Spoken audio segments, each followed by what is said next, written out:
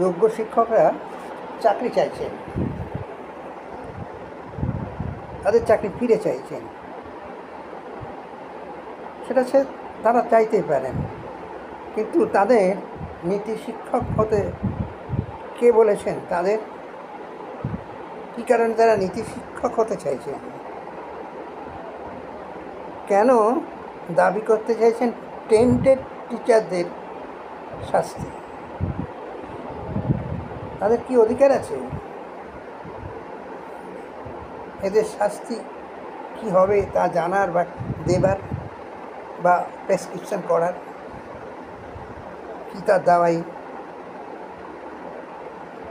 বুঝতে পারলাম না। রাজনীতির বোর্ডে কি আপনারা হতে চাইছেন? কারণ এটা নিয়ে তো রাজনীতি চলছে, আর তাতে কেউ কম দেন না। একটা কথা কিন্তু মনে রাখতে হবে, এই টেন্টেড টিচার যাদের সুপ্রিম কোর্ট দেখে দিয়েছেন আইনগতভাবে, তারা কিন্তু এই সমাজ ব্যবস্থারই ফসল। এই সমাজ ব্যবস্থা, যে সমাজ ব্যবস্থা তিলে তিলে গড়ে উঠেছে স্বাধীনতার পর থেকে, আর তার অংশীদার কংগ্রেস থেকে আরম্ভ করে বামপন্থীরা, তৃণমূল, সব রাজনৈতিক দলই।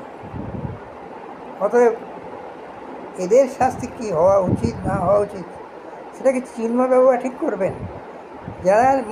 যাদের মধ্যে সত্যি কথা বলতে কি এসএসসি চেয়ারম্যান বলছেন যে তাদের মধ্যে ওই যে যোগ্য কতজন আছেন ঠিক মতো বলতে পারছেন না, এদের মধ্যে অযোগ্য থেকে যেতে পারে। এ কথা যদি তিনি বলেন তাহলে চিন্তা করে দেখুন তো, এই যোগ্য অযোগ্যর বিচার কেন করতে গেলেন? এই শিক্ষক, যে শিক্ষক নাকি অত্যন্ত ভালো শিক্ষক, তিনি কেন নেতাগিরি করছেন এখানে? সরকার যদি এই টেন্টেড টিচারদের রিহ্যাবিলিটেশন করে, এটা ক্ষতি কী আছে বলুন তো? কারণ এটা তো সমাজের ব্যবস্থারই ফসল, আর এই সমাজ ব্যবস্থা তিলে তিলে গড়ে উঠেছে আপনাদের সমাজের মধ্যে। অতীতের রাজনীতির ব্যবসায়ীরা সেটাই করে গেছেন, এদের কি দোষ বলুন তো?